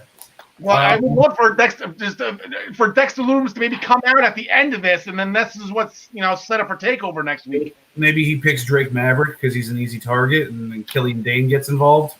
Yeah. If it was a true open challenge, I think Dexter's a good pick. I also like Pete Dunne. Yeah. For the route they're going, but. John DeConnie, I guess we're all in agreement here that the Gargano retains for the first time ever. So next week, I'm going to, instead of Sasha Banks, they're going to open up with the Ann Still for the first time. Johnny Gargano, huh? Yeah. I believe he said at the table there with his Scream Mask buddy that he's going to defend against a worthy opponent, which makes me believe that he's going to handpick him, which led me to agree with John Smith that I thought it was going to be Drake Maverick. Speaking of Drake Maverick, I got this one right. All right, Drake Maverick and Killian Dane, they fought Everrise, which ended with a no contest because the Kings of NXT, the newly christened the Kings of NXT, they came out and jumped everybody that was in the ring. A couple funny things on this. Everrise was celebrating like they won. They were going up the ramp like they won the match. That was funny. But if they can somehow... before we get to the Kings of NXT, but if they can somehow come up with some kind of arsenal of like moves that Killian Dane uses Drake Maverick as a weapon, like he made the hard tag with Drake's scream, which was hysterical, and then he threw him into his legs that tripped him, and then he body. Killian Dane just needs to use Drake Maverick as a weapon as much as possible, and I think it would be absolutely incredible. But going forward with the Kings of NXT, They took their shot. Pat McAfee talks longer than I do. Goddamn. But they were trying to burn the Undisputed Era flag. Yada yada. Undisputed Era still nowhere to be found. But Oni and Danny got to put the tag titles on the line next week against Breezango. I guess the champs get their. I don't know if they get the rematch. That's not a thing anymore. But it seems like they're getting the rematch clause in effect here. John Smith. I don't like betting against Breezango, but this is a 0 out of 10 to me. Oh yeah, this is champs taking it home all the way. No matter what happens, it could be a DQ for Breezango, but they're not winning the titles back. Yeah, John DeConnie. Yeah, agreed. Stays with Lorcan and Birch. And Ryan Joy, you want to make it unanimous? Yeah, the Kings, and I don't think it's going to be much of a match. I think it's going to be destruction. Okay, so our last segment here, we are going into we own tonight. So Impact. Before we get into Turning Point, we got a lot to talk about with Impact. We got a couple matches tonight to pick, so we'll use these matches. We'll stretch. We'll warm up. Make sure our hands are nice and loose, and our groins are lustful, I guess. I don't know what. Anyway. So last Tuesday, Chris Bay defeated Trey Miguel with that leaping cutter that he does from the middle turnbuckle where he flies halfway across the ring, which is absolutely incredible. He was then later on, he approached Rich Swann about getting a title match. Swan says he has to earn it. I guess beating Trey Miguel, that's one thing. But here comes Eddie Edwards. So we're going to do Chris Bay against Eddie Edwards tonight. Now Eddie Edwards and Rich Swann are buddies, and this is a worthy opponent for Chris Bay. If Chris Bay can get the job done here, there might be a future title shot for him, John DeConnie. Yeah, I believe so, and I think I'm going to go with Bay winning here because I think it's too easy to just have Shamrock or Callahan, somehow get involved here and cost Eddie the match, continue that feud, and then Bay gets to move on to what should be some stellar matches with the champ, Swan. All right. Ryan Joy? Yeah, same. I think this is great. Chris Bay's getting elevated into main event picture just by having a match with Eddie Edwards. This is 1 month before the Super J Cup, too. So, yeah, get him rolling with that. John Smith? Yeah, same. Yeah, it's definitely the same. Yeah, all right. I like Chris Bay as well. Like I said, he liked one of my tweets, so I'm always going to go with Chris Bay here. I I love, I'm loving Impact more and more every week. I thought my bit was a little bit funnier than Dreamer's was last week, but whatever. These are the 10 people who that Tommy Dreamer has narrowed down for who shot John E. Bravo. Wow. A little delayed on that one. That's my bad. But yeah, these are the 10. I guess a couple of questions I have here. Is anybody checking on Rosemary to see if she's okay? Her husband just got shot. I think she's the lead suspect. Yeah, she's a suspect. How heartless And is the that? better question I have is why does she look like she's okay? Life insurance. The kids are not officially. She has some kind of a nefarious plan here. If you remember correctly, Taya came to her last minute to try and help her get out of the wedding altogether, and she said, I've got a much better plan for him than leaving him at the altar. Yeah. And I stopped the screen to look. She was twirling a card in her hand. Yeah, it was a death card. Yeah, it was a death card. Yeah. But like I said, it's something weird. There's something about, like I said, this whole sacrificing a virgin thing. They just beat that into the ground last week. But anyway, so unfortunately, Crazy Steve's Monkey and Rikishi have been taken off the list. They're not suspects anymore. That monkey's still on my list. I don't give a shit. So going forward, not sure why Scott D'Amore won't let Heath sign the contract if he's not healthy. Am I missing something with this? I don't understand. D'Amore said he'd help with the rehab, yada yada yada. So, what's the holdup here, John McConney? Beats me. I don't understand. Why does it need to be? Why can't he just sign him and put him on IR? Like that's exactly. I guess it's more fun to watch Heath limp around every week and pretend like he's okay. Ryan? He's on the official Impact roster on the website. So if he hasn't signed a contract, he should get a lawyer. Or barista. Or one of the barista. Yeah. One of those barristers from Starbucks. There's one you're gonna go the barrister area. You're gonna go the barrister route though. You gotta go all the way and get the one with the powdered wig. Yes. Chris Sabin shot a promo on Triple XL for attacking Alex Shelley. Shelley is on IR. He did something pretty crazy. I forget what the actual injury is, but they played it off that he was injured at Bounce for Glory at the hands of the North attack on the entrance ramp. Sabin's going to go it alone. That looks like Big AC right there. AC 1-1 in singles action right now, John McConney. Yes, indeed. I think Sabin's going to take this. I'm not quite sure how he's going to take the big man down. I'm not sure if he's got I know he's got a lot of flip, flop, and flying in him. I don't know if he's got a submission in his arsenal, but I see Sabin taking this one. I'm not going to bet against Chris Sabin. Ryan Joy? I'm going to bet against Chris Sabin. Wow. AC Romero's lost 100 pounds in the last few months. I think he's going to get a push. John Smith. Yeah, I'll go with Romero. All right. John, I smiled and thought of you. Johnny Swinger with the huge win over Cody Deaner last week. Absolutely incredible. Hit him with the loaded fanny pack as only Johnny Swinger would be able to do. Great job by the swing man. Going forward, speaking of just crazy, silly matches, so we have did I forget the graphic? I forgot. Was that them? Yeah, I forgot the graphic. Anyway, so we got Falaba and Crazy Steve teaming together. So you got Falaba, who was Johnny's best man, and Crazy Steve, who actually, I forgot to bring this up, but he walked Rosemary down the aisle at the wedding. I'm like, that is just so poetic and so awesome to hear Crazy Steve with the Marilyn Manson Decay music again. That was just, where was the best when we needed him? Now he's with Styles, right? So we got those two going against Reno Scum, John Smith. Those are your boys, Reno Scum. Yeah, I'll go with my boys. All right, Ryan. Crazy Steve and Falaba in their first ever tag team match. I'll pick them. I'm not. Yeah, I'm gonna go crazy, Steve. The monkey might get. Monkey might be drunk again. John, Dagani? Yeah, I mean, be that odd couple. And a lot of this has to do just just serious plotline wise, freaking Impact.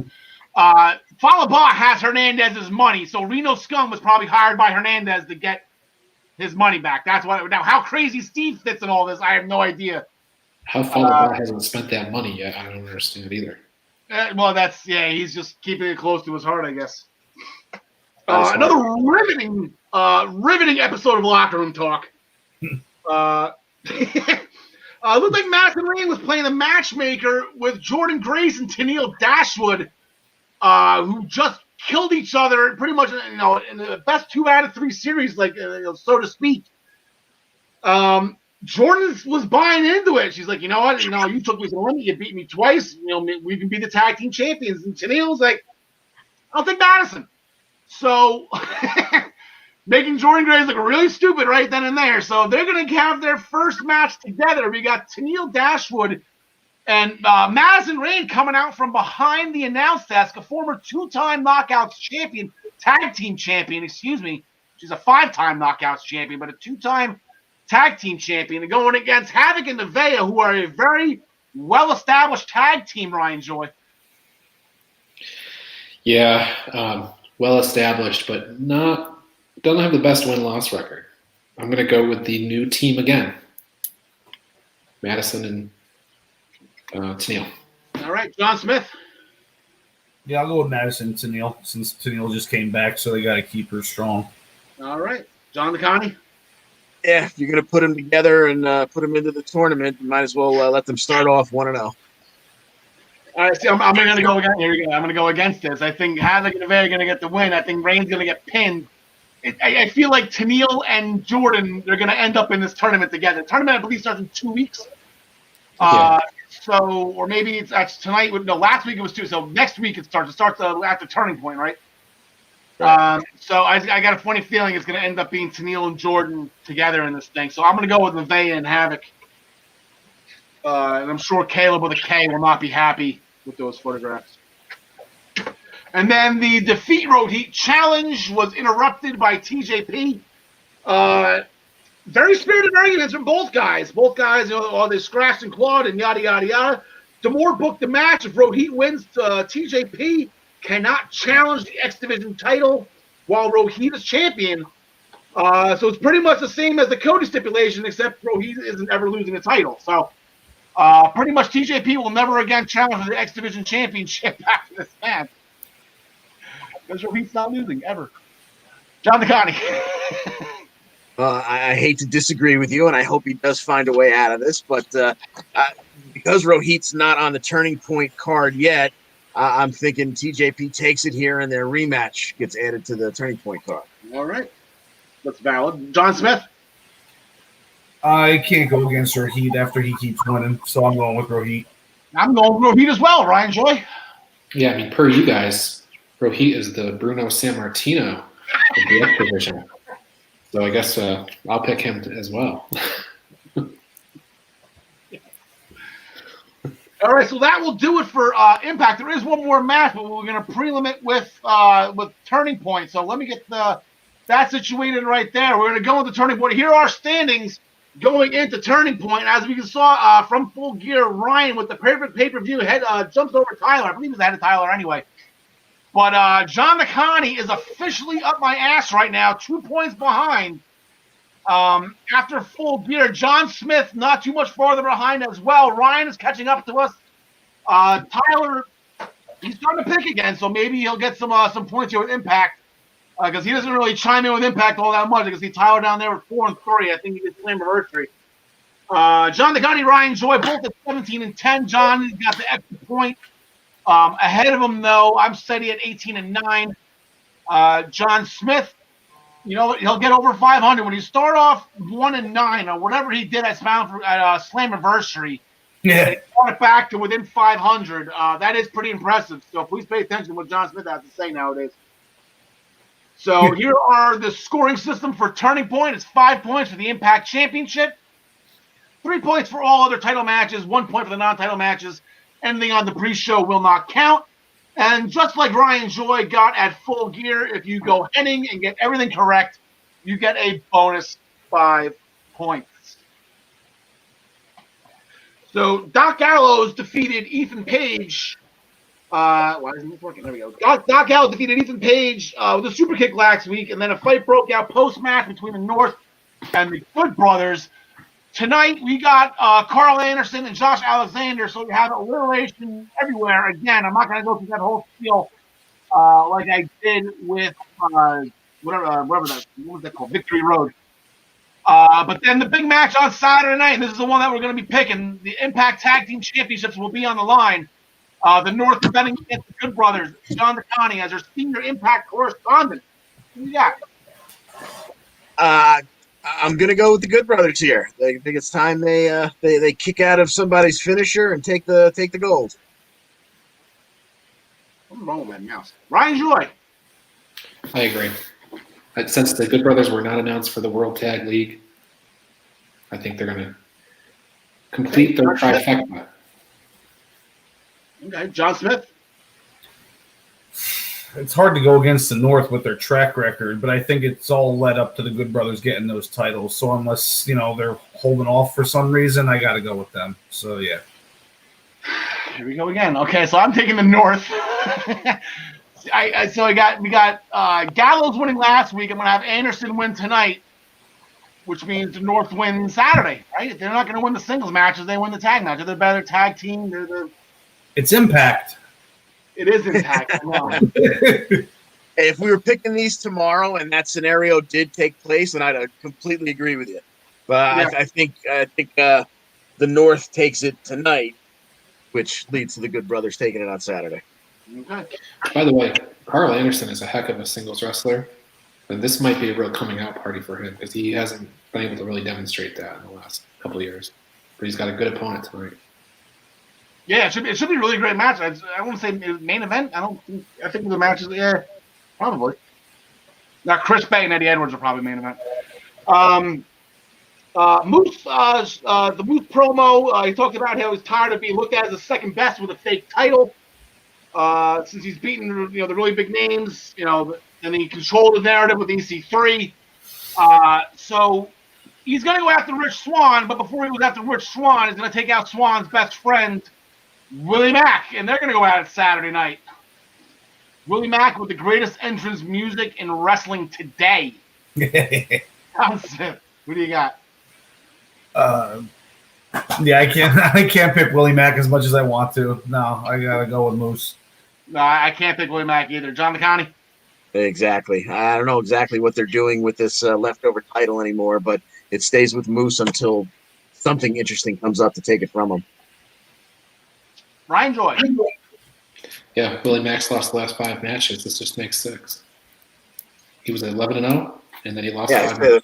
That poor guy had a great record, and he lost the X Division title, and his life fell apart. I'll note, though, this is a non-title match. It's not advertised for TNA Championship. Not that title is recognized. Even if it wasn't the TNA Championship, this was only a 1-point match. That title is not recognized.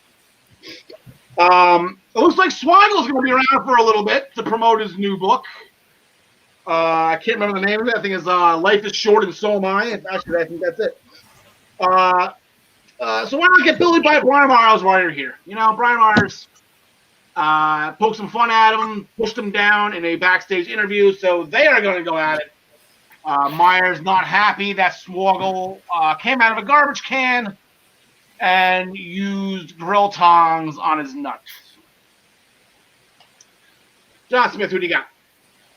This is just a regular match, right? No stipulations? Not that I'm aware of. Ryan, any stipulations? No. All right. I'm going to go with Swoggle. All right. John DeConnie. Yeah, I see Dreamer popping up in this to teach Myers a little bit of a lesson, and Swoggle gets his hand raised. All right, Ryan. I'm going to go Myers. Thank you. Don't do this to me again. I'm going Brian Myers also. Yeah, I just feel like the most professional wrestlers can come away with this one. Yeah, it's not going to. By the way, it's not going to shock me at all if Swoggle wins this. I'm not going to. I just think that Myers Swago's there to promote a book. He's not there, and have fun and horse around and whatnot. He's not there to, and it's going to be a funny match. It's going to be a very fun, entertaining match because Myers works at an entertainment company up north. That all they do is sell out. Myers used to work for them, so Myers knows how to do that. The land of the entertainers. Yes. And then, so the Knockouts Championship match from last week didn't really go on as planned. Kimberly threw a chair into the ring for Deonna to use behind the referee's back, ended up getting intercepted and used by Su Yung in front of the referee's face, causing a disqualification. Deonna got the win, but Su Yung kept the belt. So Deonna Purrazzo's barrister decided to sit down with Scott D'Amore. Scott D'Amore hates this guy, so they booked them in a no disqualification match for the Knockouts Championship. Other than the fact that Deonna Purrazzo needs to send this guy back to Starbucks, where you can go make some coffee. Who do you got in this one, Ryan Joy? I guess I'll pick Deonna. I feel like the belt is always going to go back to her. I think that Su Yung getting the championship was sort of a last-minute call that they made at the last pay-per-view, so I think they're just going to get back on track and put it back on Deonna. I think we lost Al. Yeah, I think we lost Al. I assume we'll go to one of you next. Let's go counterclockwise, and I will agree with Ryan and say, I had Deonna getting her belt back last week, so might as well do it this week. Yeah, I'm gonna agree with you there. Definitely. I don't see what Su Yung out of nowhere just gets it, then she's just gonna keep it like that. I don't think so. So I definitely agree with you guys. We really locked down now. Oh wow! Wow. I'm pretty sure the only match that we have to pick is the championship match. Correct. Which is Rich Swann versus Sami Callihan. No, there's no match. There's Al. Welcome back, boss man. Yeah, right. Sunny and still nothing, huh? Oh, now that worked a little bit. That worked a little bit. Now it seems like now, who do you have in the Deonna Purrazzo and Su Yung match? Yeah, come on. I put Deonna Purrazzo on my site like 2 weeks ago, 3 weeks ago, whatever it was. Okay. Yeah, sorry, it's 72 and sunny in Jersey. There's not a cloud in the sky right now. I'm not exactly sure why I'm having Wi-Fi problems. But, okay, so everybody got their picks in. That's great. I apologize for that. So we're going to the Impact World Championship. Sami Callihan and Eric Young defeated Rich Swann and Eddie Edwards after interference by Shamrock. Everybody pretty much called that. Those three crazy bastards running around. That's not good for anybody. And then now it's going to turn into where we are. There we go. It's going to turn into Sami Callihan challenging Rich Swann for the Impact World Heavyweight Championship. We're going to have a little bit of an issue here because Sami Callihan likes to drop the title to women. So I guess if you're picking Callihan, please pick the knockout to dethrone him, John McConney. No danger there. I'm going to go with Rich Swann retaining. Did I even put the graphic up for Deonna and Su Yung? I think I did. Yeah, we saw that. Brian Joy, who do you got? Well, I'm also going to dodge that bullet, unlike Bravo. But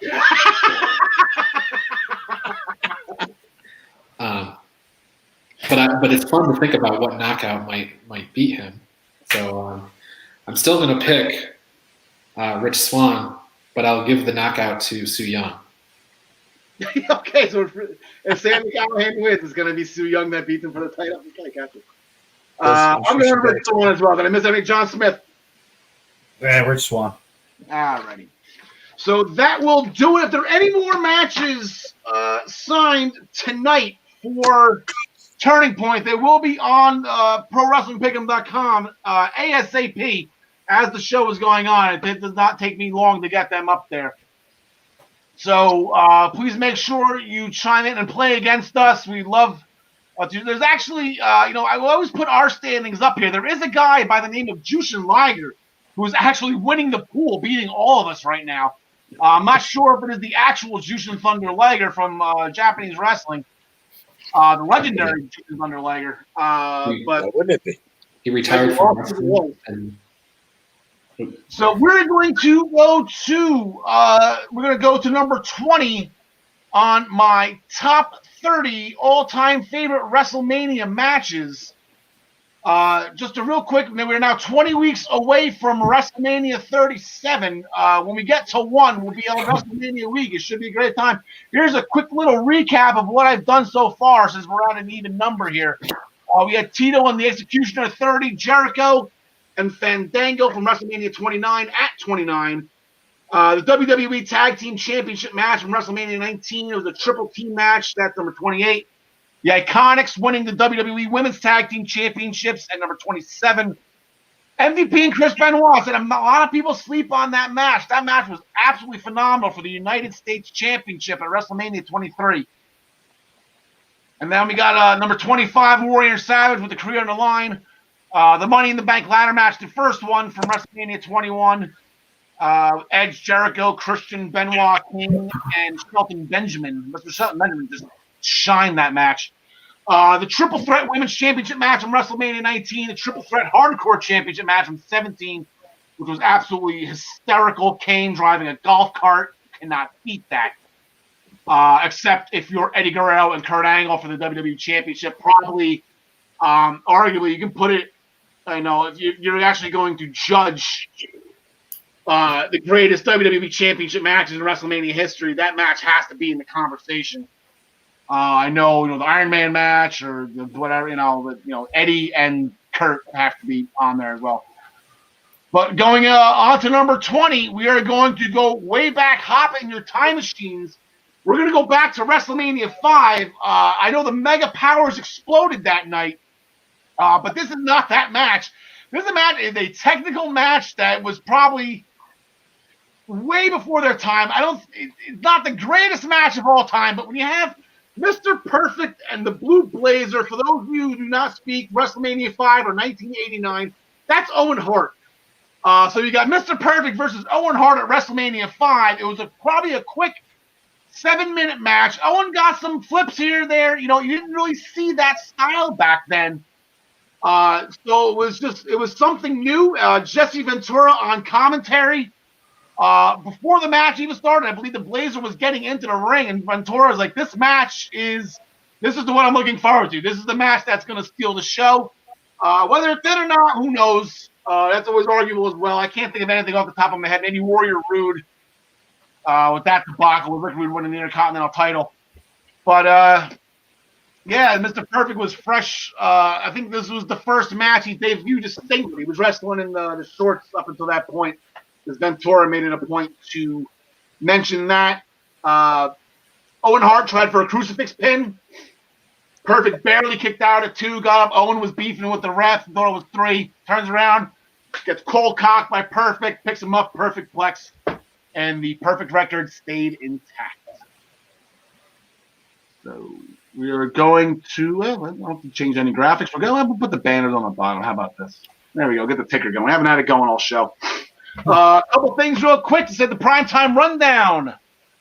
There we go. It's powered by StreamYard with Joey Jarzenka, Ian Schreier, and Rob Luca. Is back at 6 o'clock on Fridays, as far as I know. I know this went to 7 o'clock a little bit. I'm pretty sure they're back at 6, or else they probably would have sent me a new graphic by now.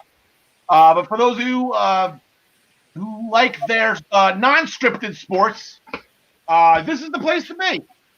So make sure you check them out on all the Eastern Observer outlets and Facebook pages, as well as the I-95 Sports Network on YouTube. Ryan Joy, this past week you previewed Power Struggle and Full Gear with the Body Slam Brigade. Yeah, and Full Gear was, lived up to everything. If people have not seen Full Gear, I know we talked about it at the top of the show, but it was an excellent, excellent, excellent show. And I talked about that in the Body Slam Brigade leading up to it.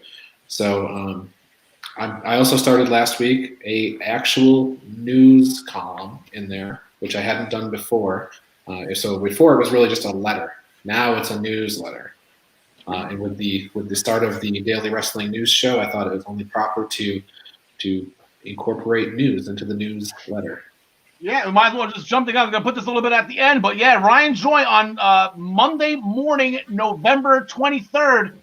Everybody's going to be waking up after a wonderful Survivor Series show that I cannot wait for. I love the Survivor Series. At 10 a.m., you're going to get your morning cup of joy with the Daily Wrestling News Show, which will start, again, like I said, Monday, November 23rd, 10 a.m. On all the Eastern Observer outlets and the I-95 sports networks, and as long, on Zingo TV channel 198.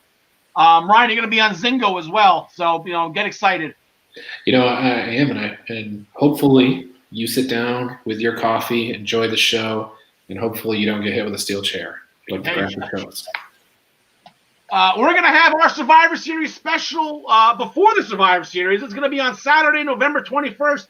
So it's going to be a jam-packed weekend as far as the Eastern Observer and the World Wrestling Entertainment Company, their brand of wrestling.